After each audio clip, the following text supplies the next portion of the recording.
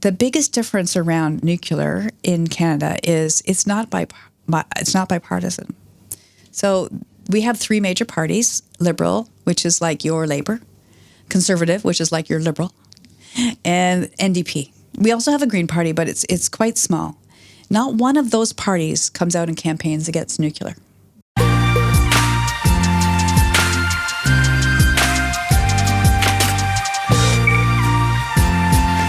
As our energy team, led by Aidan Morrison, has made it very clear through their various papers and videos during the course of the last 12 to 18 months, renewable energy sources such as wind and solar just aren't up to the job of powering the nation's economy, much less the global economy. Maybe one day, but not in the foreseeable future. So if we're serious about relying less on carbon energy and the renewable sources at this stage are unreliable and unaffordable, what to do? What about the nuclear option? Can we in Australia learn from other countries in the world, such as Canada? Well, my colleague Aidan Morrison, he's head of our energy team, and I'd like to call on him to make a few remarks before he introduces our guest speaker. Please welcome Aidan Morrison. Thank you very much, Tom. It's an absolute privilege and a pleasure to be here at a very important time. Australia's at something of a crucial potential transition moment in our energy policy. I think it's fair to say that about 3 years ago, there was a mood afoot to suggest that there was an inevitable energy transition. We were about to head on an inevitable and virtuous and economically determined to be optimal pathway. And that was the path towards building a renewable energy system that was built almost entirely on the wind and the sun. And I think at the time, many people were convinced that not only was this best for reducing carbon emissions, but also it happened to be the best for lowering the cost of electricity. There was some excellent win-win, which was no one could critique. Why would you possibly do anything other than the thing that was best for the carbon emissions and also simultaneously best for the economy? The reality is, I think we're now learning that this was always just a little bit too good to be true. One of the reasons we know this is the power bills in our own country have gone up steadily during this period as more and more renewable energy has been added to the system. But the other thing is that the global precedent is becoming clearer and clearer all the time. Continually, all those countries that are far ahead of us, Germany, Denmark, jurisdictions like California, find that they have the very, very highest costs of electricity. Even recently, the Labor government in the United Kingdom has introduced more subsidies to prop up their industries that are too heavily exposed to electricity prices to make them competitive. So it appears the trade-off is now starting to become clearer. And I just want to bring before you, I suppose, some of the highlight achievements and observations that we have as an energy team here that we've been contributing to this important debate, just to expose the truth, the facts of the matter. There is a necessary trade-off and trying to suggest what the best way to optimise that trade-off is too. Against that background of a global precedent, a clear trend in our own prices and everybody else that says that too much renewable energy can be not a good thing, there's been two pieces of evidence tendered persistently in the Australian debate. These are the bedrock of the narrative that renewables are cheapest. The CSIRO Gen Cost Report, which is meant to produce the cost of generating electricity, and also the Integrated System Plan, Australia's blueprint produced by the Australian Energy Market Operator. These two documents serve as the only examples, the only evidence which people persistently point to create the impression that there is a broad, uniform consensus that indeed renewables are the cheapest. And our team at the Energy Program at CIS are very proud of the work that we've been able to do persistently through all the back channels in the regulatory process, making submissions that very few people read, to excellent videos and public advocacy work that has had a huge impact and has got a huge number of views. For example, I think still our most successful video is perhaps our first video. in which Zoe Hilton, my colleague up here, was able to expose the pitiful excuses that the CSIRO put forward for not considering large-scale nuclear reactors, which are proven in operation all around the world, and how they simply selected just a single choice of a single design for a single pilot project in a single country of a small modular reactor build, and on this basis announced that nuclear was 6 times more expensive than integrated renewables. As soon as they made that change and looked at the broader sample, they've walked back to only 2 times more. And we've been persistently doing more research to understand how and why they've been able to support that 2 times claim, because we don't believe that gap is actually real. Just momentarily, I think that we can see on-the-ground examples and real-world actions which show that CSIRO does not have the ground truth here. And I'd point you into particular about what's happening in our own neighbourhood with wind developments in New South Wales. All right, so there's been recent wind developments, some of the final approvals just a couple of years ago. One of the largest was Hills of Gold wind farm in the New England Energy Zone. Now, this project was for 65 turbines originally, but the most offensive from social and environmental perspective were struck down from the plan initially by the Independent Planning Commission. However, a new organisation was stood up to overturn this decision, because the proponent claimed that unless they had all of their turbines, they would not be economically viable. And they've been involved in this elaborate process to get turbines reinstated to bring their costs down from $126 a megawatt hour down towards $114 per megawatt hour. This is far, far higher than CSIRO contemplates for standalone wind, which doesn't have any of the transmission or storage or firming power connected to it yet.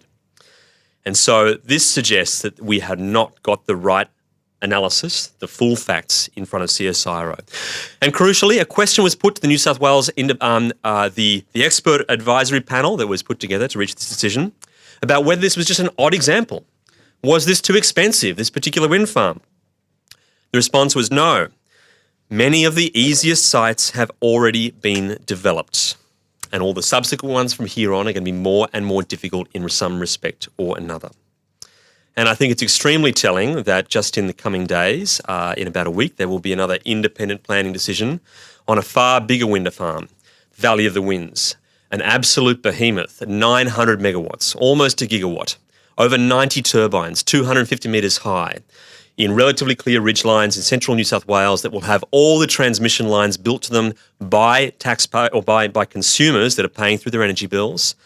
That project still is the largest single recipient of taxpayer subsidies to prop it up.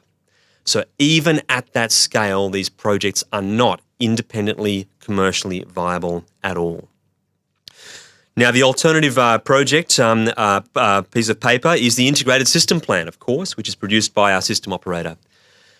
The key thing that everyone needs to know is that, contrary to popular belief, this does not compare the renewables-dominated system with a coal system, with a nuclear system, with a gas system.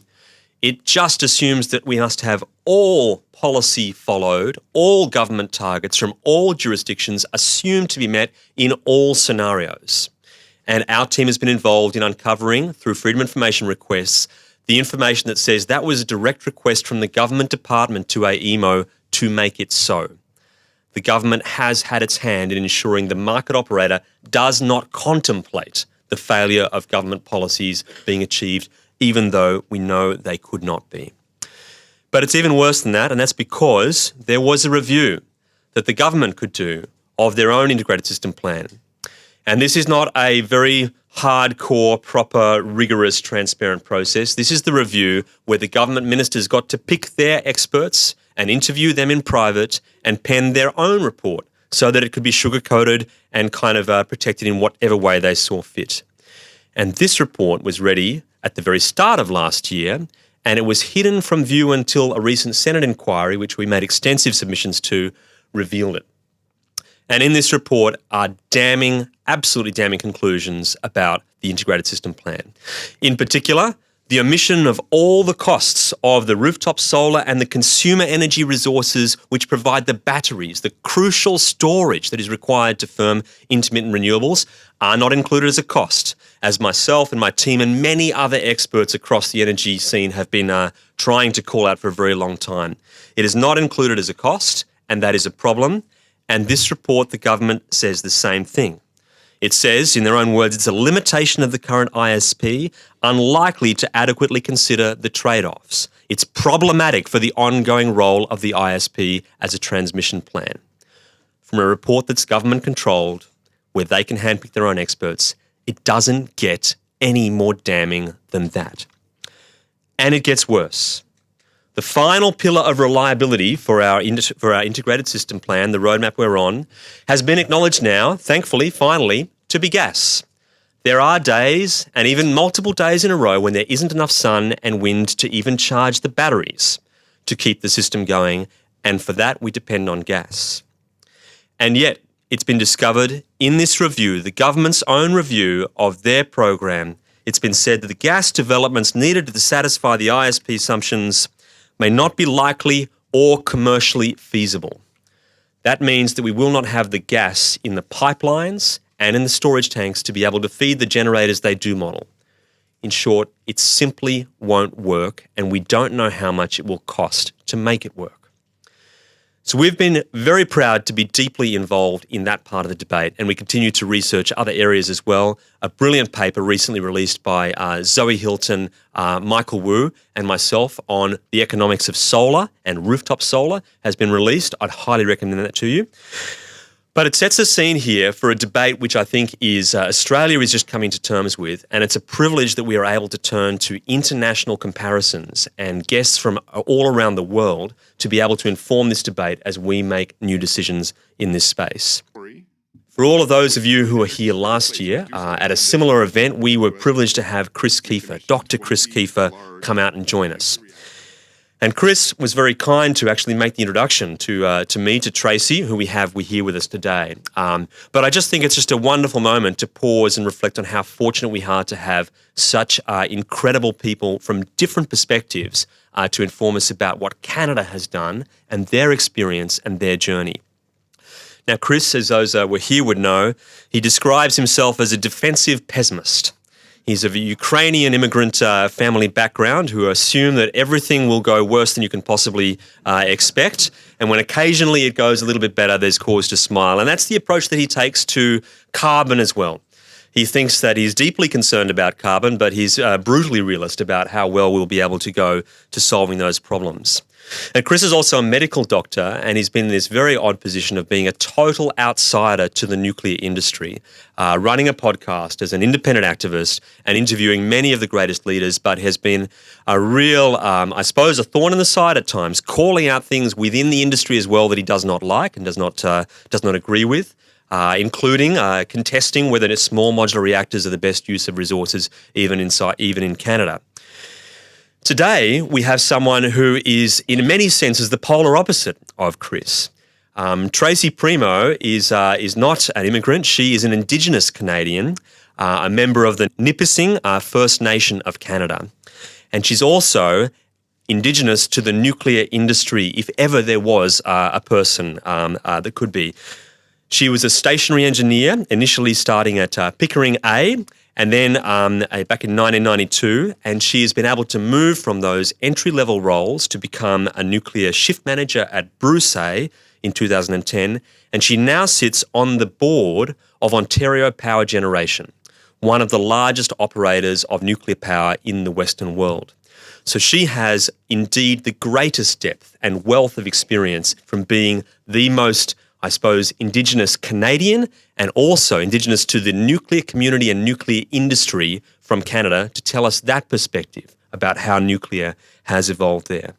And my sense is as well that she brings with her, from the conversations I've had, something of a sense of optimism and positivity about the potential for the energy journey, in particular about the role of Indigenous people and the experience that they can have benefiting from the fruits of the mining and power generation that's associated with nuclear power and also other industries.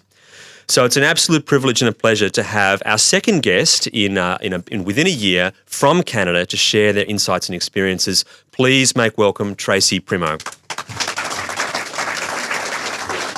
Ani buzu Tracy Indijka Nipissing Indujaba Magizi Dodem. Hello, thank you for having me. It's a real honor to speak to you today. I'm come from Nipissing First Nation, as Aidan mentioned, and a member of the Eagle Clan. And I like to acknowledge the Gadigal of the Eora Nation as traditional custodians of this place we now call Sydney. I introduce myself in my language to acknowledge my ancestors and all who came before me. It's a real thrill to talk about my passions while I'm here in Australia.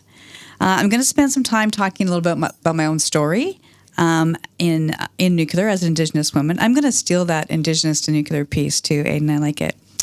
And hopefully give you a few takeaways about what's happening in Canada and why I'm positive.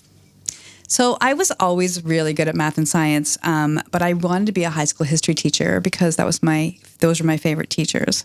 My high school chemistry teacher was pretty disappointed. I had a 99.5% in his class.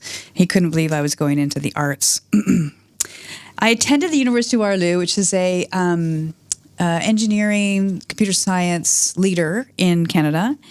And one of the great things about the University of Waterloo is they have a fantastic co-op program. And they did even then when I was there in the late 80s. And so I got to go spend some time teaching high school students history. And I decided I hated them. I didn't like their parents. I did not want to spend the rest of my life with them. And so I had to rethink my life plan. At the time, computer programming was kind of just becoming a focus in university. You could get a computer science degree at Waterloo in the math stream. And I was hired in the rest of my co-op programs to teach coding, as it was something I was very attracted to.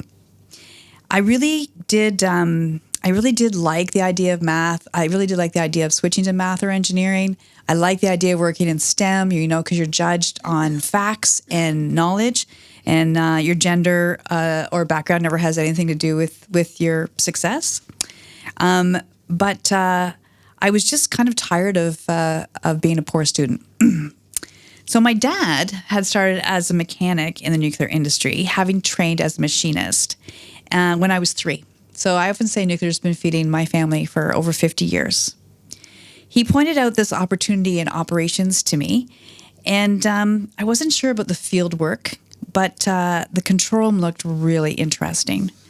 At the time, I was really into Star Trek, The Next Generation, and I really wanted to say, make it so, number one. So I was either switching majors from arts to math or getting a job. And I was newly married. My husband was started out in his career, and I decided to give this a go. And since then, this was in 1990, I have been paid to learn, and that opportunity has set me well for over 35 years. As Aidan mentioned, my path, and I'll get into it a little bit further. I started as an operator in training at Pickering A. That is equivalent to what you would call a stationary engineer or process engineer in a coal plant or a gas plant. We just boil water in a more complicated way. And in 1995, I moved to Bruce A, which is on the shores of Lake Huron in Ontario. There I became the first female authorized nuclear operator, and then moved on to control room supervisor and shift manager. And eventually I was operations manager, maintenance manager in many different departments before my retirement just a few years ago. There were not a lot of women on my shift. There was one other female operator, a control tech, and a woman in the lab. And there was no one in the control or in leadership positions at all. The construction office we took breaks in was covered in pinups. But the biggest difference that was often pointed out to me was my physical strength and height.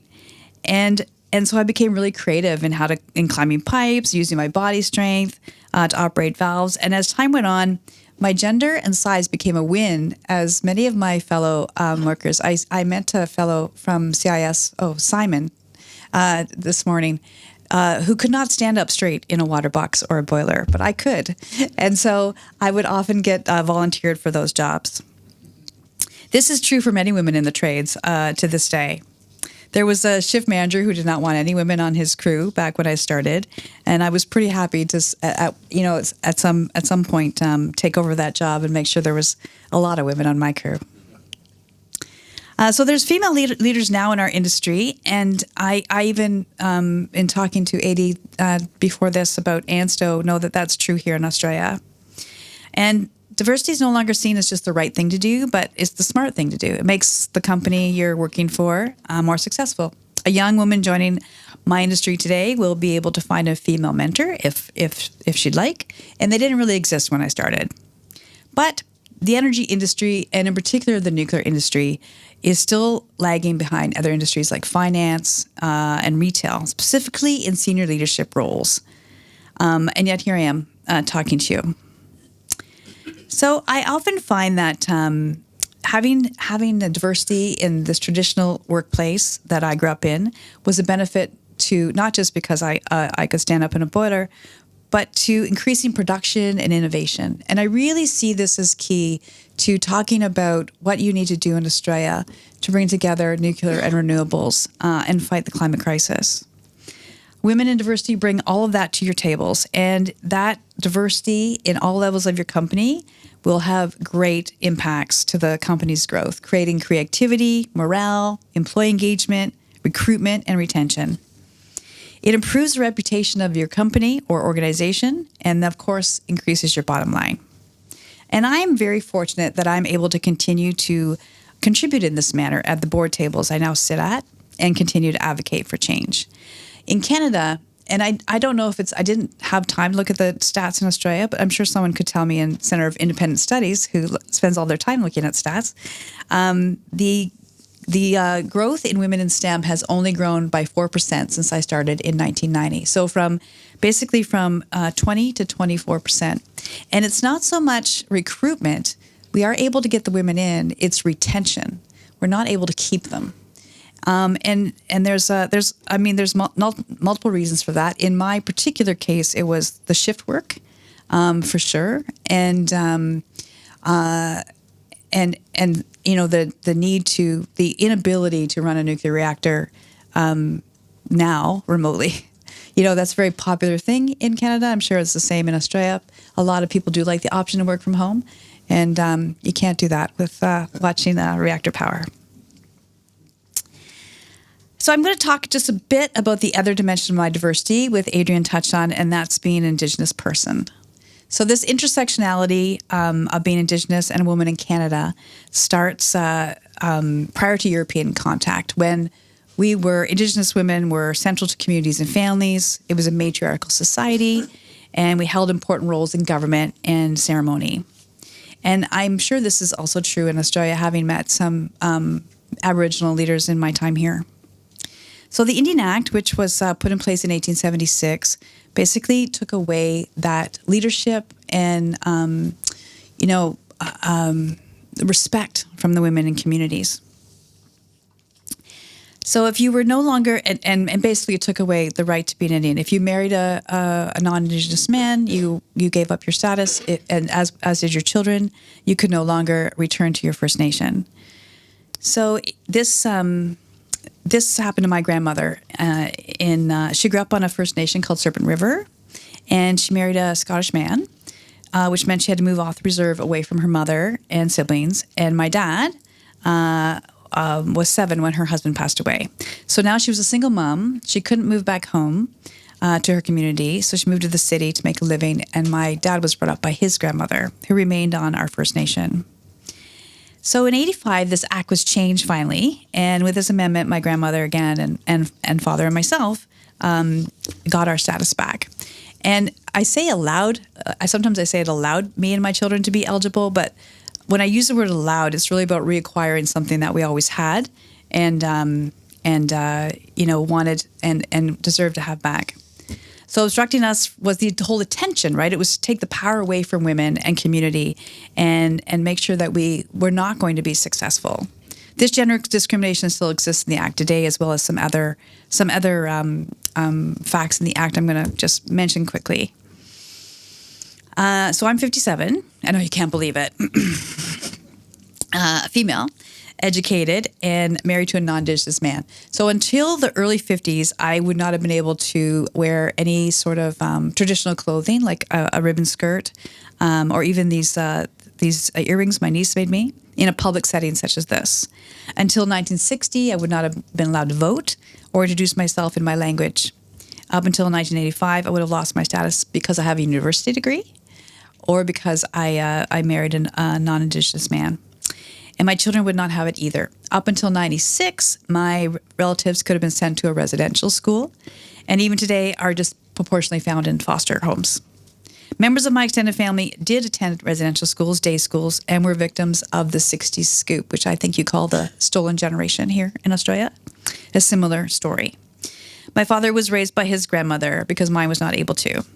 However, my dad has been an active member of Chief and Council in my First Nation.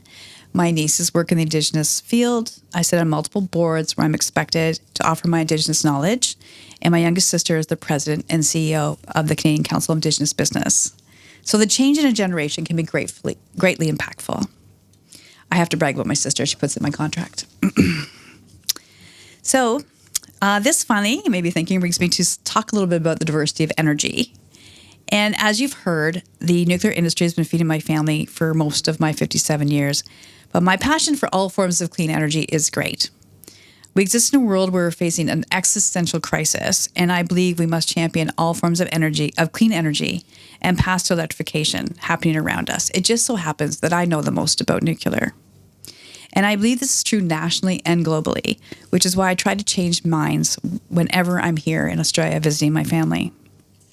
I talk about climate change a lot, but I do want to reiterate briefly the need for Indigenous partnerships in this clean energy transition. This fuels innovation and drives participation in energy policies. We have some really good examples of this in Canada, which I'm sure Aidan and I are going to talk about.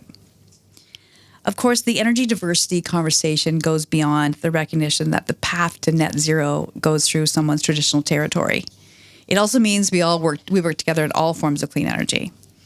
So the province of Ontario, we have in Ontario a system operator that is, or in Canada, a system operator that's provincially controlled, and they expect in their, I guess, ISP, I can't remember what they call it, but it would be like your documents here, that the electricity demand could more than double by 2050, and that means we need everything we got that's clean, nuclear and renewables.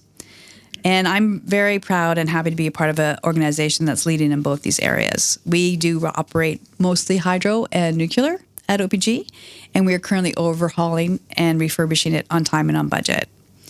And we have to continue to do that if we're going to have success. If people are going to invest in us, if countries like Australia are going to ask us for our expertise, we have to show that it can be done on time and on budget. And we are also doing it alongside Indigenous partners. Indigenous communities are participating in this fight for our climate. They're collaborating with Western science researchers. Elders' traditional environmental knowledge are being used, and we have some really good examples of that in the mining sector in particular, and also in a little bit in the hydroelectric energy sector, just starting now to come into the nuclear sector. You know, there's this real sense of simplicity we benefit from embracing Indigenous knowledge.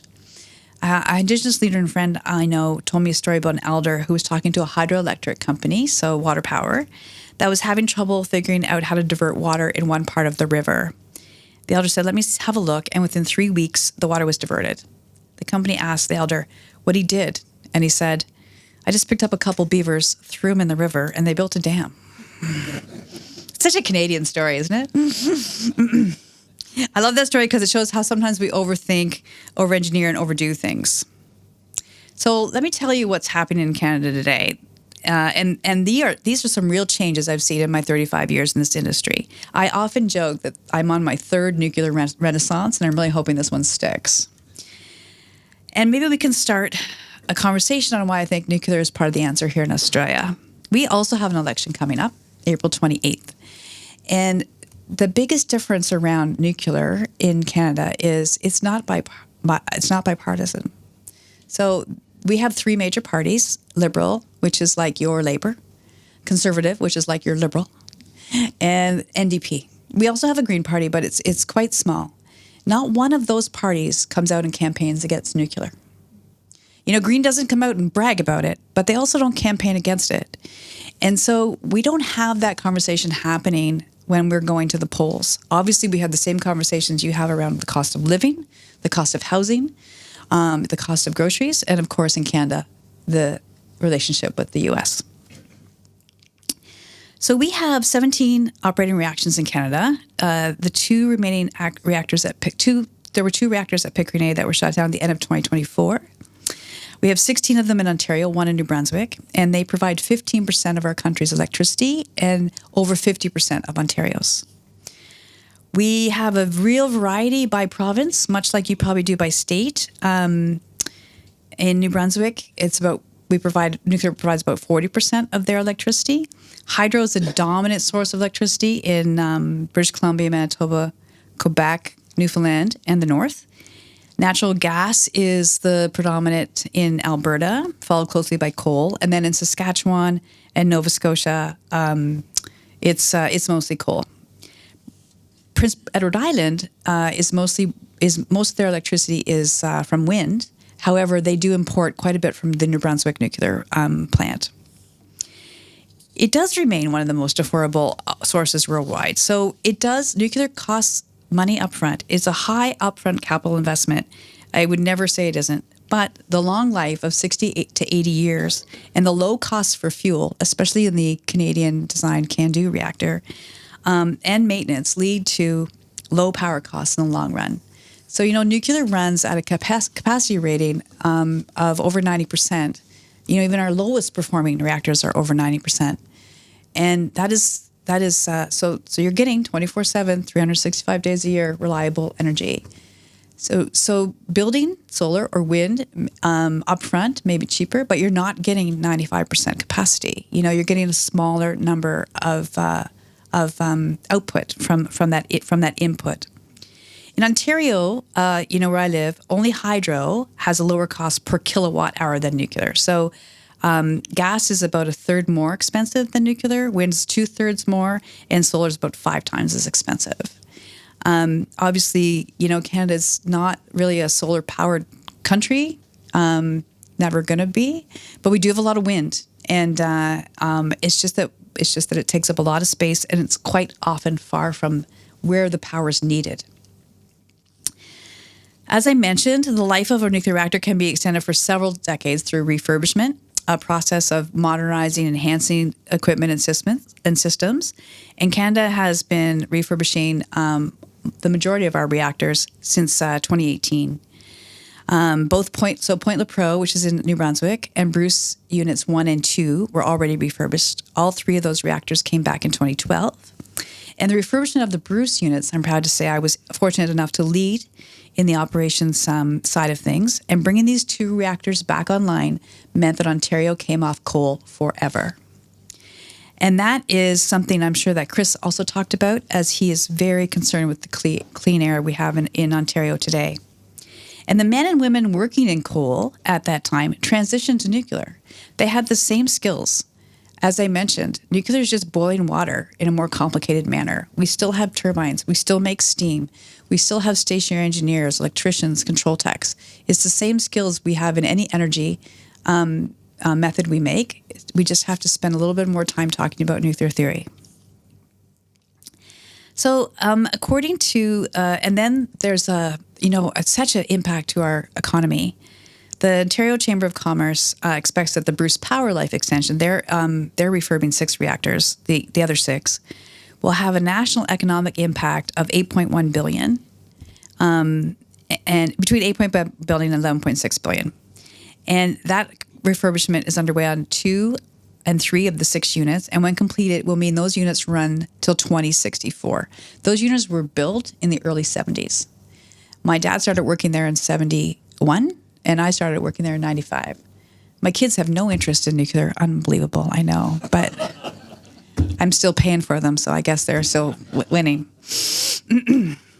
Canada is also the second largest uranium producer in the world, followed by Australia, with Cameco and Orano as its 2 primary uranium mining companies. And we export 85% of the uranium we mine.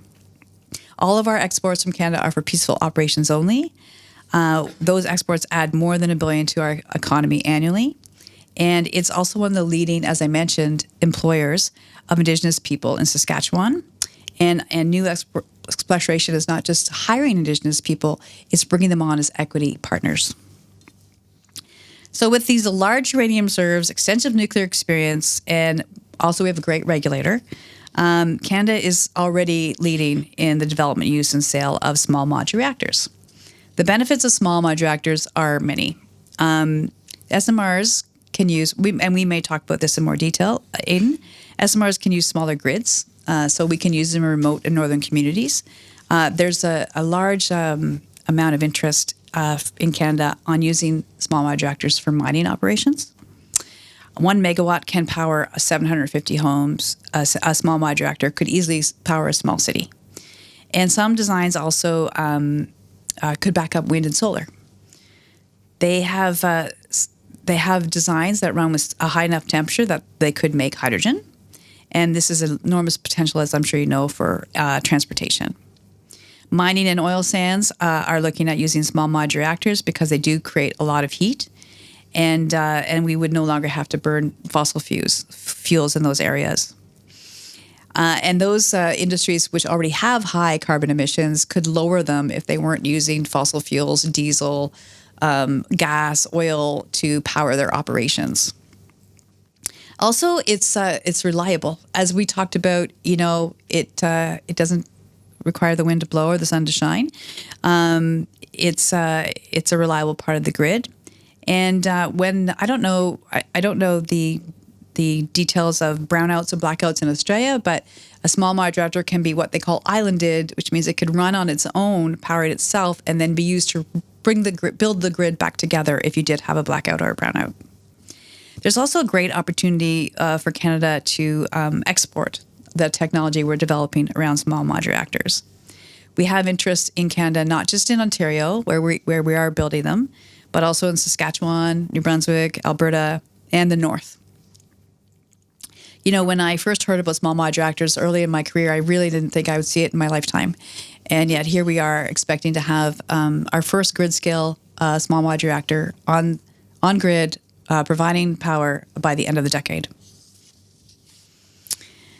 And then we are also talking about building large. So in January of this year, the province of Ontario, who owns Ontario Power Generation, announced that it had asked us to explore new generation at what we call our Wesleyville site. This was a site that was originally built to be a coal plant. Then it was going to transition to oil and gas. It never happened because at the time, much like perhaps what happened in Australia, we had more electricity than we needed. Now, of course, we're at the other end of that conversation. And this new station could provide up to 10,000 megawatts of power to help meet the electricity demand in Ontario. So OPG is already starting conversations with the municipality, the local Indigenous community, and to explore the impacts of that expansion. At the same time, Bruce Power has started talking to the government, doing what we call impact assessment, which is like environmental assessment, on building another 4,800 megawatts at the Bruce site.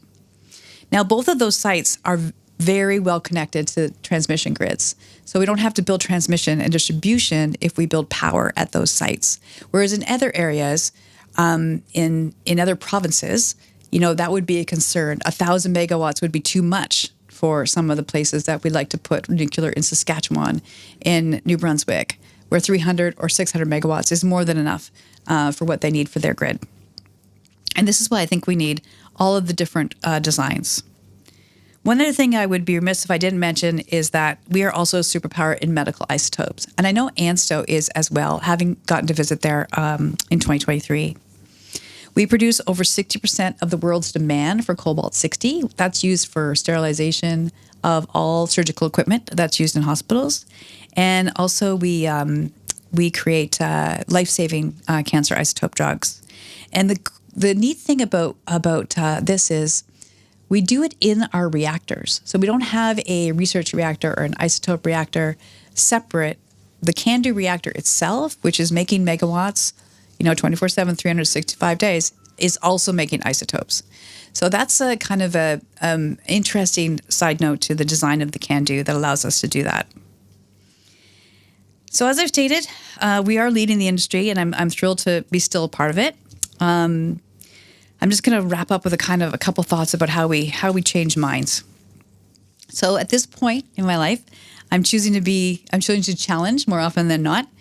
And I really think that what's working for me is to be transparent, tell my story, show my passion. I hope I've done that today. It's truly a generational crisis, this crisis of climate and energy security, and prosperity for our children. I often say one of my favorite quotes is, people don't care how much you know until they know how much you care. So I can talk up here about how we run a reactor, the fission process, the physics behind it, or I can tell you why it's so important that we address the climate crisis. And I think you're going to walk away with two different interest levels. Everyone here has a sphere of influence and opportunity to, speak to change. And I think sometimes, we don't speak up because we don't want to have, well, this is maybe a Canadian thing, maybe it's not an Australian thing. We don't want to have confrontation. But we really need to start talking about this vital conversation about energy and diversity at the tables, the leadership we need in our politicians to make these changes. I use the Seven Grandfathers teachings. It's an Indigenous Anishinaabe way of leading. You can look them up. They are knowledge, love, honor, bravery, honesty, humility, and truth. And we in Indigenous leadership, take into account when we're making decisions about policy, energy, and business, the entire community, not just the person sitting in front of us. So I'm pretty optimistic, as Aidan said. The possibilities in this room are amazing. The impact we can make in these changes to climate change, energy, and our leadership. The time is now, and the opportunities and partnerships are out there to explore. So we need to address these current challenges, and these challenges are substantial in Canada as they are in Australia, but it's time we collaborate and share our knowledge together. Chimigwech. Thank you. Tracy, thank you so much for coming and sharing that remarkable story and the insights that you have. It is a totally unique and refreshing perspective to hear that from a Canadian, an Indigenous person, and a woman who's had such an experience, 50 years feeding your family from the nuclear industry. Just a remarkable story. I'd like to start with just a couple of questions of my own, a few pet topics. We'll get slightly nerdy for a moment, but I then would like to turn over to the room and hear some of your questions as well. And I can see in the room we do have so many extremely informed and noteworthy people here. I know it'll be a rich question time, so think carefully about questions that you might like to ask that are succinct and clear. But firstly, I'd like to explore something that's unique about Canada's nuclear industry, and that's the Candu reactor design. Which not a lot of people will know here in Australia, but this is a unique design that does not require any enrichment of the uranium fuel, which is quite a difficult industrial process. But that was pursued initially for something of an energy security reason and to ensure there was independence of the United States nuclear supply chain. I think I have that right. I just wondered if you could reflect at the moment how Canada's feeling in an environment where President Trump has essentially declared a trade war on Canada. And is this a hidden asset, or is it complicating business as you're building other types of American-owned designs as well? Tell us about how Canada's feeling about Candu and the trade relations with America. Okay, that's a loaded question. I guess I'm not allowed to swear when I'm talking about America, right?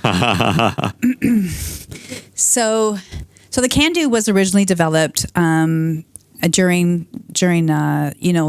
the World War II. Where in the U.S., all of their nuclear energy development came from subs, and of course the bomb. Canada was not going to have access to an enrichment facility, and also was not interested in building one because the U.S. was just building and building and building. They were kind of keeping everything for themselves. They were also were the only country at the time who made what they call a reactor pressure vessel, which is one big vessel that holds the reactor core in it. So what Canada did was they designed their own design, the Candu. The Candu has 480 pressure tubes instead of one giant pressure vessel, and we have a lot more water and less fuel than the designs in the U.S. The pressurized water reactor and the boiling water reactor, and so we just decided, okay, we'll make our own. We'll make it differently. We'll make our own. It's really kind of a brilliant Canadian story, to be honest with you, and because we decided to use unenriched, like natural uranium, it is all natural uranium. We don't enrich it at all. We had to use a different moderator. So we decided we found out that, or through our physics, our brilliant engineers and scientists, that heavy water, which is has an extra hydrogen atom, would slow down the neutrons enough to cause enough fissions that we could make power. So in the U.S., in the pressurized water reactor, same with the ANSTO reactor, light water is used. And we use heavy water in Candu because it slows down the reaction enough to cause enough fissions to get enough heat to make the power. So that's kind of the story. The other kind of really cool thing about the Candu, and the American operators that I meet are very interested in this, is that we fuel online. So we don't have to shut down to take our fuel out and replace it. We constantly fuel 24/7. It's one of the most, like, as a reactor operator, one of the most important things I would do on a shift was test the safety systems and fuel. And so you're constantly fueling, making sure the reaction is happening, and so the machines just go from reactor to reactor. They put new fuel in, they take the spent fuel out, and they take it to a bay. And that is a very unique design feature that allows us to run longer than a reactor that has to shut down every, say, 12 to 18 months to refuel. We could run for up to 3 years before we'd have to take a maintenance outage. Normally we don't, because there's something we want to fix, or we do have to shut down to take cobalt out, for example. Most of the other isotopes we just do while we're running. The goal is always to run for 3 years and then do a maintenance outage for 30 days, which is not possible in the other designs. So that's kind of the cool part of the Candu. Now, the Candu is also owned by Atkins Realis, which is a Canadian company. It used to be called S&C Lavalin. You may have heard of it. And so the intellectual property is owned by a Canadian company. There is different models of the Candu. There's the Candu 6. There's what we call the Bruce Darlington Candu, which is about 925 megawatts. There's a new design called the Candu Monarch, which would be 1,000. And we do have Candus all over the world. So Canada's not the only place that has them. Argentina has them. China has them. South Korea has them. India has them. And so we Sierra Nevada has quite a few, and has a couple, and are building 2 more. So we have them all over the world, but the supply chain in Canada for Candu is Canadian. We build the calandria in Canada. We mine the fuel, obviously, in Saskatchewan. We mill it in Port Hope, Ontario. All of the valves come from Canadian companies. There's nothing in the Candu that relies on the U.S., including fuel. Now, this small modular reactor that we're building at Darlington, which is a OPG-owned facility, it is a boiling water reactor, and it will use enriched uranium, 3 to 5% enriched, so very low enrichment. ANSTO, for anyone who doesn't know, is just under 20%, right, AD? Thank you, 19.6. And so this is a small percent of enrichment, and the U.S. does that enrichment. However, so does Spain. So we already are talking to Spain.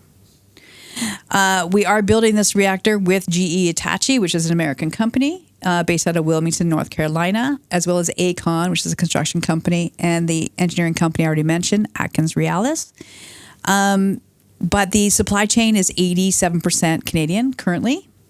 So we haven't really had to go outside the country too much yet. The plan was that we were going to go to the U.S. for our fuel, but now we have a backup for that. So yeah, there are things that could be affected by the tariff argument. But even, I read a lot of nuclear news like every single day, as you can imagine. And, leaders, politicians, senators, governors are all saying leave nuclear alone because Canada is taking on this risk of being the first of a kind to build this small modular reactor, the BWRX 300. The U.S. is like, thank you for taking on that risk. We want to be a part of it. We don't want it back, basically, right? We're gonna have this first reactor on the grid by the end of this decade, and then 3 more are going to follow it. And then, we're going to go to Saskatchewan. We're probably going to go to, and then we're going to help the Tennessee Valley Authority with theirs. We're probably going to go to Poland and Lithuania. And so the U.S. sees like Hitachi, for example, and, the governors and senators who come from North Carolina are very much like, this is a moneymaker for us. Don't screw it up, Trump. Well, hope he listens. Yes.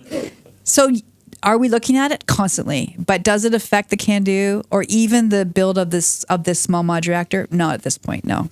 And the U.S. gets almost all their uranium from us. They're not a major producer of uranium. Like they have a small milling facility in Utah and one in Colorado, and they have a lot of exploration happening. But it's like Kazakhstan, which is a unsecure uranium country, Canada, Australia. Those are the top 3 producers, and so what they are not putting tariffs, just so you know, on uranium. Well, that's a relief. Yeah. Very good to hear. There's a bright spot, hopefully, in the trade war around nuclear. And quite an amazing story. We're told so often by those opposing nuclear in Australia that it'll be such a problem for us to even get started because we've never done this before, which is not, well, we have had and we do have such a world-class nuclear facility at ANSTO. But to imagine a country like Canada, a little larger than us, building their own design ground up that's now become an export success, it's quite an inspiring story to hear. And I hope that Canada remains something of a nuclear superpower across the fuel cycle and various reactor designs. Let me turn briefly to another question about waste and also how that gets dealt with. In Australia, we've had, I think, a fraught and patchy experience of the question of nuclear waste. That we have an operating and very successful, privately built, with strong Indigenous consent and support, low-level waste facility in West Australia. But there is an active discussion, which is a bit of a political hot potato about what we will do with the high-level waste and the AUKUS fuel. Yet this is also a topic which overlaps, at least I think in popular perceptions, very closely with the question about Indigenous perceptions for nuclear energy and nuclear waste and how that might affect their land. Because, of course, we had the Maralinga atomic tests on Indigenous land that was a huge, I suppose, sore spot, a blight on Indigenous relations, and I think in terms of our relations with colonial power as well, testing weapons on our land, I think it was quite an interesting and difficult period. So we have quite a tense, nervous feeling as a nation about waste, nuclear waste, and Indigenous land. How's Canada going, and have they found some kind of way of solving this? Is there any different experience that Canada has on that?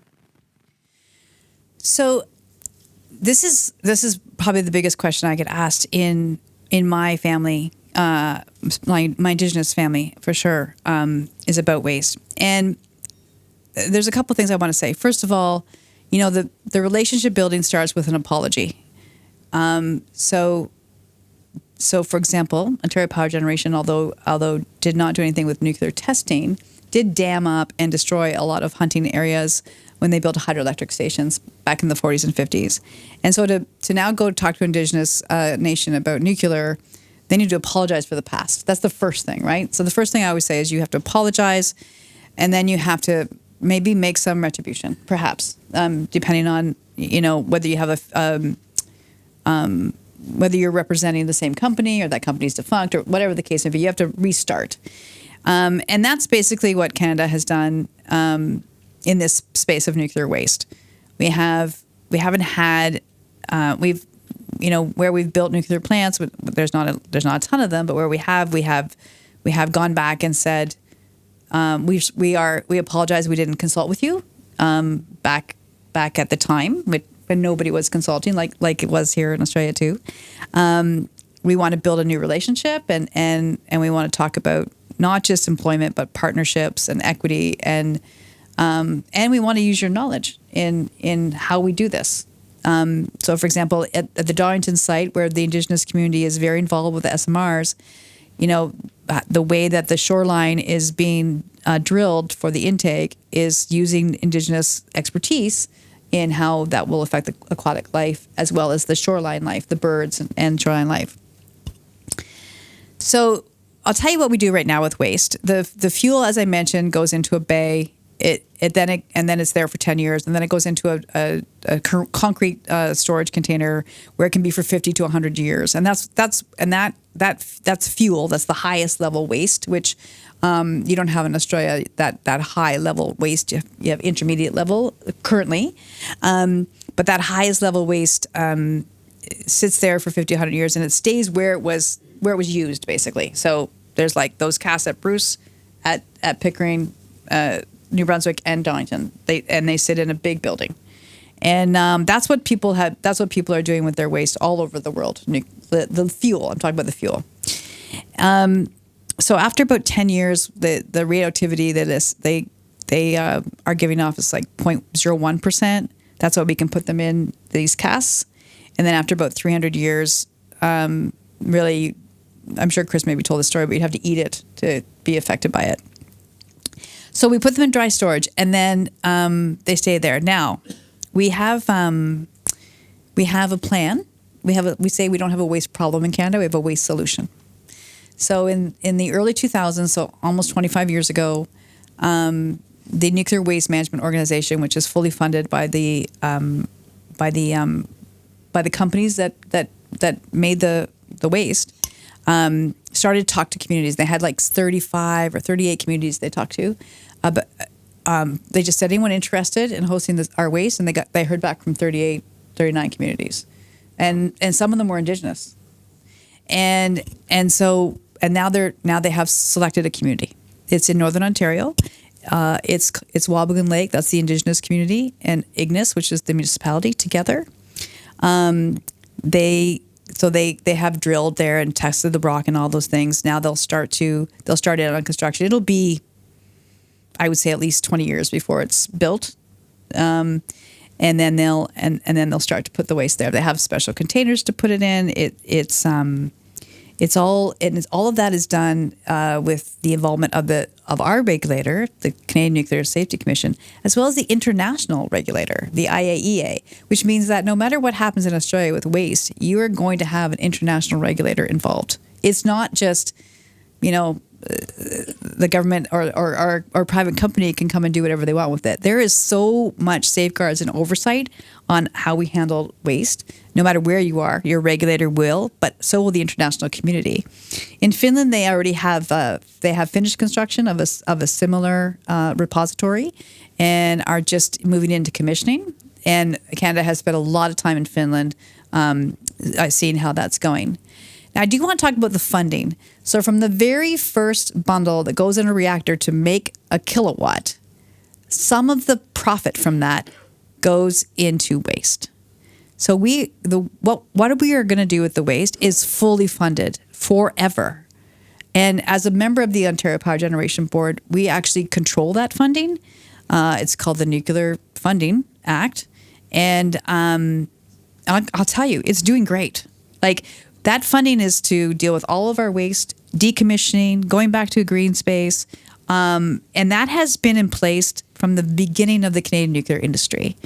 And Australia could do the same. You're starting a nuclear industry, start it like that. With every time you make a profit, some amount goes to how you're going to deal with the waste and how you're going to get back to a green space. And then you're never worried about where that money's coming from. The U.S. has not done that as well. Well, they did, but then they spent the money. I will go back to make sure you do involve Indigenous people early. Like I always say.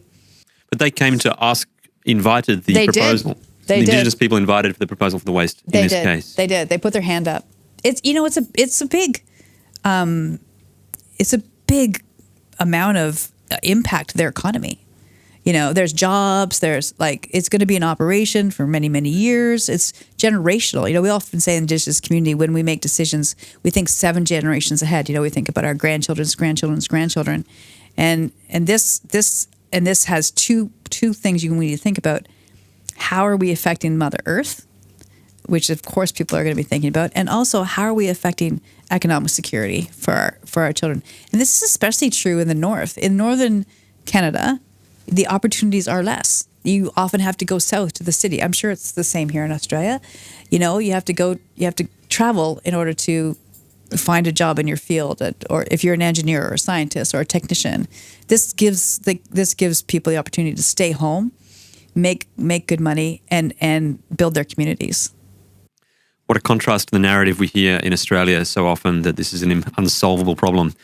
I think we're ready for some questions from the audience. Thank you both for today. From my observations of the debate around nuclear in Australia, a threshold issue seems to be that an Australian exceptionalist narrative that many other places might need nuclear, but in Australia we don't.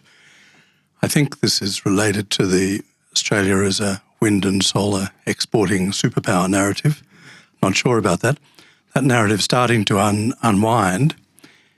How do you think the issues, the limiting factors around wind and solar can be communicated in a way that rebuts this exceptionalist narrative? Well, that's a good question. It's one very strong to my heart.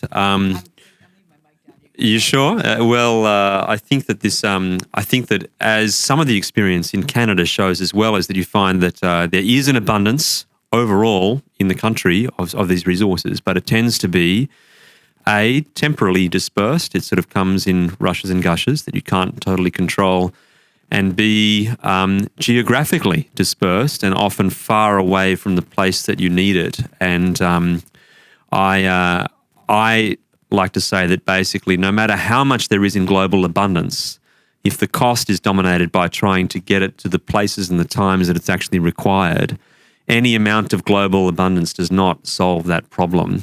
And so that's why we'll always be still dependent, I think, on a significant amount of power sources we can control. And so that's my simple take. And I think the collapse of the hydrogen bubble, very visibly in Australia, I think is starting to support that narrative. But I think I'd be interested if, Tracy, if you want to add something to that or comment. I think it compares to the hydroelectric industry in Canada, which, for years and years, we were bragging to the rest of the world, especially Quebec, one of our biggest province, about how we were never going to run out of water. And you know what? We're starting to run out of water. And even if we weren't, we don't have enough to keep up with the demand for electricity that's growing. And to your point, where we can build it is so far away from where we need it. It's actually more expensive to build I'm going to say 300 to 400 megawatt hydroelectric dam in Northern Ontario than it is to build a small modular reactor. And that's because it's so far away. It's far away to get the construction there, and then it's far away to transmit and distribute it. So I think that's a similar story to the wind solar story that you have here in Australia. Another thing I will add is water can also be, hydroelectric can also be somewhat, not intermittent like by hour, but by season. So, there's some seasons when we don't have the same amount of hydroelectric power in Canada, depending on our winter or our summer environment. And there are industries that are not going to be interested in coming to Australia or Canada, for that matter, if they don't know that there's a 24/7, 365 days reliable source of power. And I'm thinking particularly of data centers, which, as I'm sure you've heard, Amazon and Microsoft are all partnering with nuclear right now because that's what they can rely on. But it's also true for some steel, aluminum, those kind of manufacturing interests. They're not going to sign up to be beside a solar or wind farm if they need to run 24/7, and those supercomputers definitely do. Great, thank you. Another question just here in the front. Thank you, Richard Brunowski from Australian diplomat. Tracy, thank you very much for a very interesting talk. You're right about Australian nuclear medicine, HIFAR, high flux Australian reactor, Moata, our second one, and now Opal, our third one, are producing a lot of radiopharmaceuticals. Just as Canada is number one, I think we're number two. You say that 15% of Canada's electricity is now generated by 17 reactors. I think that's right. In Australia, we've got a theme being developed by the Dutton opposition that 7 reactors around Australia will do a huge amount to alleviate the problem of energy and to bolster renewable energy. It seems to me that that's a long way to go, and that it doesn't seem to me that the Dutton opposition has really done a great deal of homework. And that seems to me to be up to Tom Switzer and you guys to go to him and talk to him. And it seems to me, Tracy, it would do a damn sight of good if you yourself were able to go and beard Mr. Dutton and tell him a few practicalities about nuclear and see whether he could develop a realistic approach that Australians sceptically don't want in Australia. And just to finish, in today's Sydney Morning Herald, Peter Garrett, former Environment Minister in the Labor government, has produced a succinct set of reasons why most Australians don't want nuclear in this country. Thank you. Thank you. I would love to sit down with Peter Dutton and have a conversation about, or anybody actually, but why I think nuclear is the answer. You know, like I said in my talk, just refurbing those 2 reactors, which at Bruce A, which are about 800, I'm going to say 850-ish megawatts each, got Ontario off coal. Like, that was the answer. You know, they had been shut down in the late 80s, and bringing them back got us off coal. The Pickering station has small, only 600 megawatt reactors, 4 of them. You know, 10, 15 years ago, we wouldn't have thought of refurbing them because they were smaller. But now it's like, well, we don't want to start up more gas. Let's refurb them. And the cost has actually now become equal. You know, before it was like, oh, it's too expensive to refurbish these reactors for the amount of energy we're going to get. Now it's like, actually, no, it's the same as building gas. So you have to also be, I think, flexible and willing to change with the times. And that's something that nuclear has, I was telling Aidan this before, has struggled with historically, but we're getting better at it in Canada. And I might comment just briefly on the question of Mr. Dutton's plan and the 7 reactors and whether it goes far enough.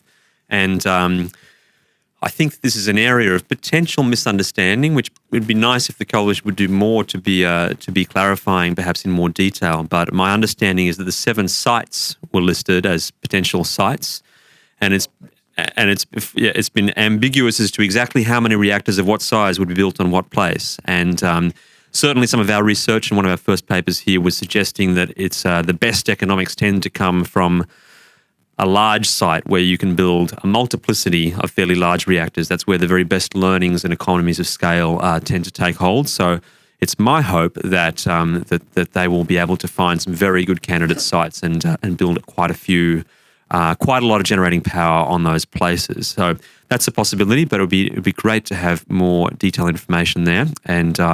And we can discuss Peter Garrett's opinion, which I saw in the newspaper, which I have some contentions with that I'd be very at interest to discuss. Yeah, indeed. And the far back corner, thank you. Thank you for your talk and for offering your time and expertise to us today. A fairly simple question. Globally, we've seen quite dispersed outcomes in cost to build. South Korea seems to be doing much better than a lot of others. How do we not stuff it up if we're going to build nuclear reactors here? Thanks, Jonathan. That's a good question. So, and I'm not the CFO of OPG who would do a much better job of me than answering this question. So what we're doing in Canada is we're financing differently than we ever have before. So basically, what I mean, we do have some government investment, as well as private investment in the new builds, as well, and same with the refurbishment builds. And the way we've been able to be successful with the refurbishment at Darlington, for example, is if you are not on time and on budget in the contracts that are now written, you do not get paid. So you obviously, your people get paid, your tradespeople get paid, all of that. But at the end of the project, if you come on time or even early, there's a huge incentive to do so, which is budgeted in what comes to the board for us to approve. So, there's four reactors, four large reactors over 900 megawatts each that were refurbished at Darlington. And in 12 years ago, they came to the board and said this is going to be $12 billion. And it's been $12 billion, even with COVID, where we had to stop the refurb for 6 months. We are on budget and ahead of time, all four of those. And that's sort of the not stuff it up, I guess, example I can best give is prove that you can do it, and then people will give you more money to do it. And then keep doing it. So in the past there have been refurbishments or builds that were way over time and way over budget, both in Canada and most recently in the US with Vogel, and so people can't. But people who are against nuclear are only going to use those examples, right? They're not going to look at the example I've just given you of Darlington being on time and on budget, or the Bruce site, which is refurbing 6 of their reactors, and it's the second largest nuclear plant in the world, coming in with their first 2 on time and on budget. And as you said, South Korea, Chernobyl, I wouldn't use all countries as a great example because not all countries have great human rights and working conditions, but these do, and they're coming in and on time and on budget. So I guess changing the narrative, telling the positive story, rather than focusing on the historical overruns is the way. And also just us, and by us I mean us leaders in the nuclear industry, proving ourselves. We have to continue to do it right if we want people to continue to let us do it. As an outsider, I would just observe that these refurbishments are extremely large projects because the Candu design can be uniquely, all the working parts are really replaced and rebuilt. So this is like really building the inside of a power plant again. And they have done one of the things that I think is just crucial, which is to start and keep going. And they've kept going and refurbished multiple units. It is like building kind of, again, the core of these stations. So Canada has been building nuclear flat out for the last several years, and it started with a bit rocky, but but the second round of refurbishments are now on time, on budget, and it's a remarkable success story. And I think that's something that the West has done. That's probably a lone exception. The United States, the United Kingdom, France, Finland has started with a new design or a new company or a new consortia, sometimes a new site, and just built one or maybe 2 and stopped. And I think it's the perfect recipe for basically stuffing up nuclear. And what you've heard here in Canada, I think, is actually, although it sounds like a refurbishment, it's a very deep construction, and they're getting it right, and it proves that it can be done in a Western country with good working conditions, and I think it's a remarkable success. Yes, and my gosh, the impact to the local economy is just incredible. I live in a small town of like 15,000 people, and that includes like rural, and the impact to our economy has just been overwhelming with these refurbishment. I think we have a question. Is it up the back here? Is that right? Thank you very much to both speakers for your very interesting talk. Thinking about the Australian situation, this is a question to both speakers, by the way.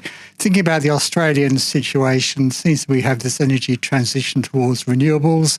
It's proving more difficult, more expensive, taking longer than we had hoped, but it's sort of happening, I think. It'll probably continue to a greater or lesser extent, irrespective of who wins the next election. On the other hand, nuclear, will take a while to get up and running, even in an optimistic scenario. My question is, do renewables eat nuclear's lunch, so to speak, or can they live happily together? And be interested to hear in reflections both from Canada and Australia on that issue. Do you want to start, Tracy? Well, we currently live together in Canada, and especially in the nuclear provinces, and we are starting to move into across the country, and like I said, even globally. So yes, it takes a while to build nuclear. We're talking 10 years. The small modular reactor we started preparation. We'll start construction this year. We started preparation 2 years ago, and it will be on grid by the end of 2029. So, to me, that doesn't seem crazy long, but we don't have to build a regulator in Canada that is used to dealing with nuclear energy as a power. There's policy changes that need to happen in Australia that are going to delay the beginning of nuclear. However, there are things that can happen now. We call this in board meetings zero regret decisions. Your regulators should be looking at it. You should be recruiting the scientists and the knowledge people that are going to be interested in this world. You should be doing studies on where you're going to build your first plant. You should be looking at what design maybe you want to use. These conversations should be happening now, because there's no harm in them happening, even if you don't go nuclear, right? If that's at the end of the day not the decision, I certainly hope it you do. But my granddaughter is going to grow up here, and I would like her to grow up in a place where we're not using coal.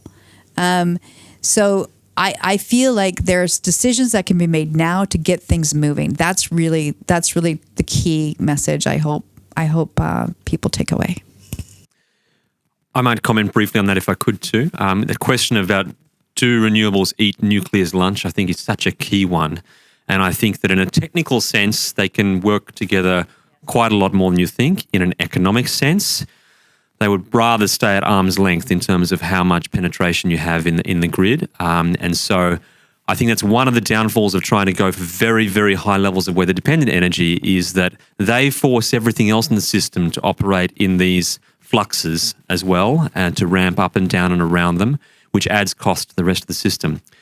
But I think that in Australia at the moment, evidence on the ground can be used to assess some of these things at the moment. And as I said in my opening remarks, I'm not aware of any new renewable energy projects in Australia that are able to pass final investment decisions without some sort of underwriting from a federal or state government scheme. So as far as the momentum is concerned, I actually think if the subsidies were stopped, it would stop. In fact, it actually did stop. It stopped in 2022, and it has been the onset of the capacity investment scheme that has led to that restart. But it could stall very quickly indeed. And the latest hot news off the press is that the largest coal-fired generator, biggest baseload generator, Raring, has decided to not accept the subsidies that were offered to it to keep operating for the subsequent year, because they would rather have their profits uncapped.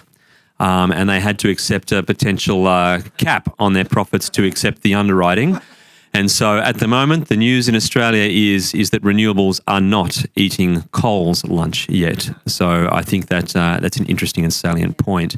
I think we have a question over here from Tony Irwin, who is the commissioning engineer for the Opal reactors here in Australia, and also many reactors in the United Kingdom. So thank you, Tony. Great to have you with us. Thank you, Tracy. Great to hear from Canada. Yeah, I'm a fellow shift manager, but in the UK. Interested to hear what you said about retraining coal-fired operators for nuclear, because this is what we did in the UK. This is what Bill Gates is doing in the US. And it's interesting to hear your experience as well, because, you're reusing the infrastructure, but importantly, you're retraining the staff and saving the community. And this is part of the Australian plan. Interested if you've got any further comments on that. Yeah. So when we closed the so in Ontario, all of the energy was owned by the province under a company called Ontario Hydro when I started, and then it became Ontario Power Generation. The Bruce site is privately operated, but leases their site from Ontario Power. So when we closed our last couple of coal plants, well, as we closed, so when I started at Pickering in 1990, my senior reactor operator was a coal person, And they had come when the Hearn, which was a coal plant in Toronto, had closed. They had all come from there. And then when Nanticoke closed, in the early 2000s, we got a whole bunch of qualified operators come to the Bruce site.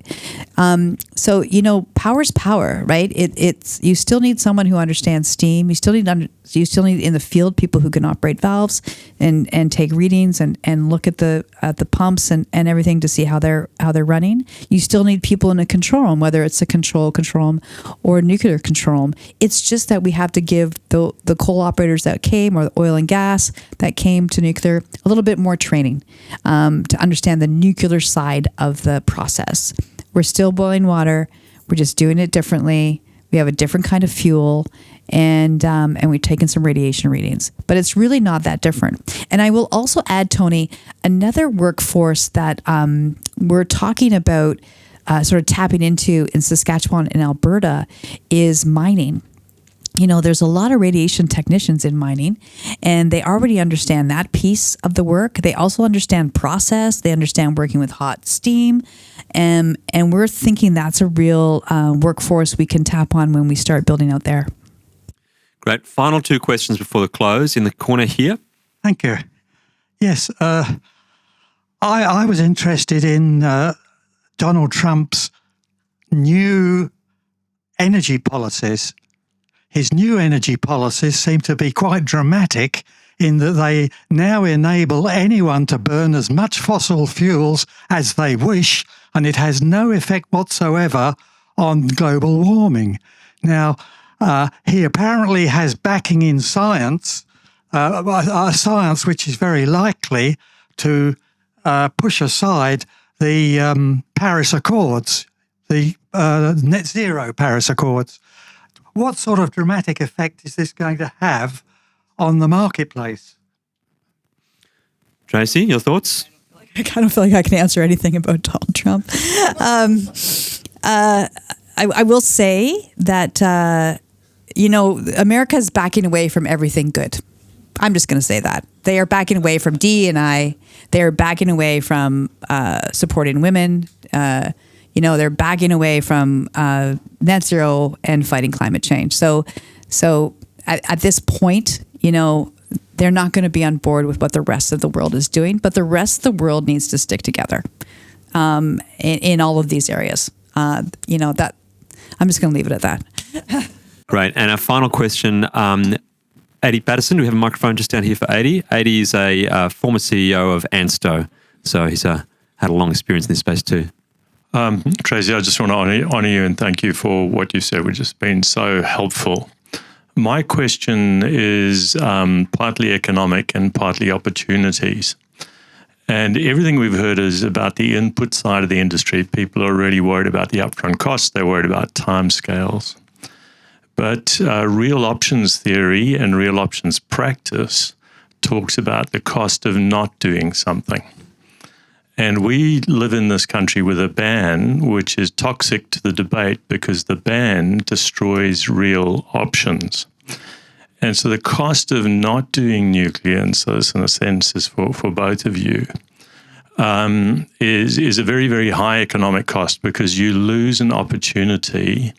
In Australia, we are going to have nuclear submarines, and we are building those nuclear submarines. Many people in the room may not know that when we're in the middle of that program, there will be 14,000 Australians who are not in the submarines who will be in the nuclear supply chain. The industries that are supporting that nuclear supply chain will have no diversification options into an Australian nuclear industry. And they will not be able to work offshore because it's a very sensitive and secure industry. So my question is, you've talked about the amazing diversity of jobs that are outside the classical nuclear industry, and then the secondary jobs, and then the schools that are created in the communities where the reactors are built, etc., and the continuity of those jobs for 100 years.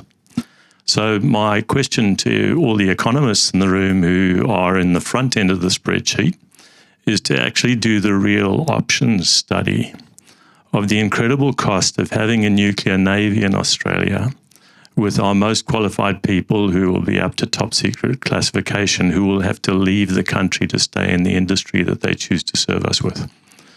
That seems to me to be a fundamental failure of nerve and a fundamental failure of ethics.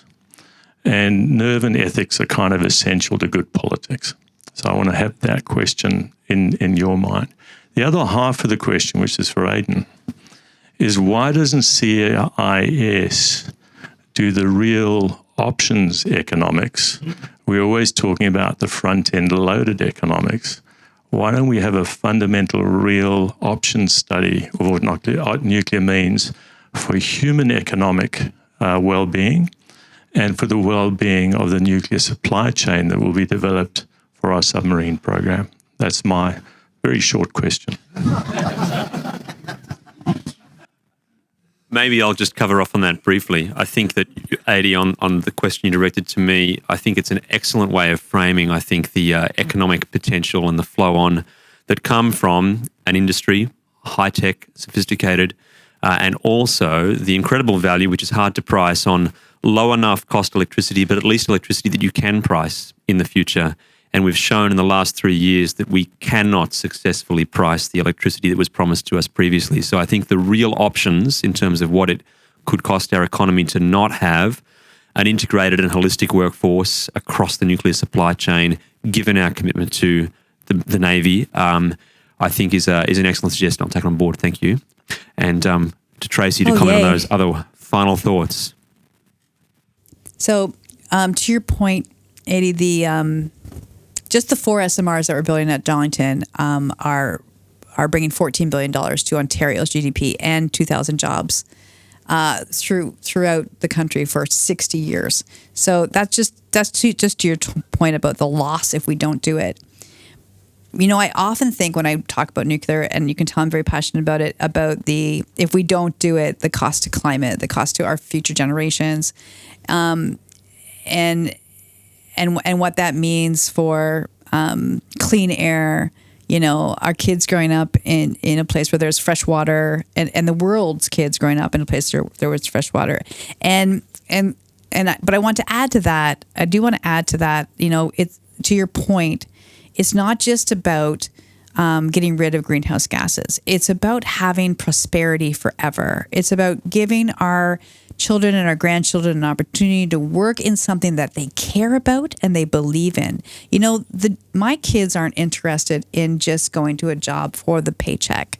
Well, I mean, they'd rather stay home, I'm sure, but they want to do something that means something. You know, they want to make a difference. And bringing people into the nuclear, into clean energy, is allowing them to make a difference, and also make good money, have an interesting career, and be successful in their communities. So I think the loss of not exploring this is not just a loss of the effect to climate; it's the effect to the future prosperity of the next generations. And you know, as a new grandma, I can't tell you how much that's the one thing that kind of keeps me up at night. Well, Tracy, thank you very much, and thank you, Aidan, and thanks to all of you for your excellent questions. One of the ways in which we at CIS try to distinguish ourselves from other public policy think tanks is that we like to have diversity of opinion at our events, but also great questions from a wide range of sources. So thanks to all of you for your terrific questions and your input here today. Aidan mentioned earlier that last October we hosted Dr. Christopher Kiefer, one of Canada's most prominent enthusiasts for nuclear energy, and he spoke at our Concilium on the Gold Coast, as well as events here in Sydney and elsewhere. And today we heard part 2 of Canada's nuclear experience, but we highlighted the extent to which Canada is very much committed to nuclear. This was all put in the context of Canada's vibrant Indigenous community. And one of the things I found very interesting was the extent to which there's bipartisanship in Canberra, in Canada. There's not much in Canberra. If only Canberra were more like Canada. But that's a key difference, among other things. So thank you all for being here, and I especially want to thank Tracy. Please join me in thanking Tracy. For decades, CIS has been a fiercely independent voice working hard to promote sound liberal principles. To be notified of our future videos, make sure you subscribe to our channel, then click the notification bell. We rely solely on the generosity of people like you for donations to advance our classical liberal cause. Check out the links on screen now to see how you can get involved.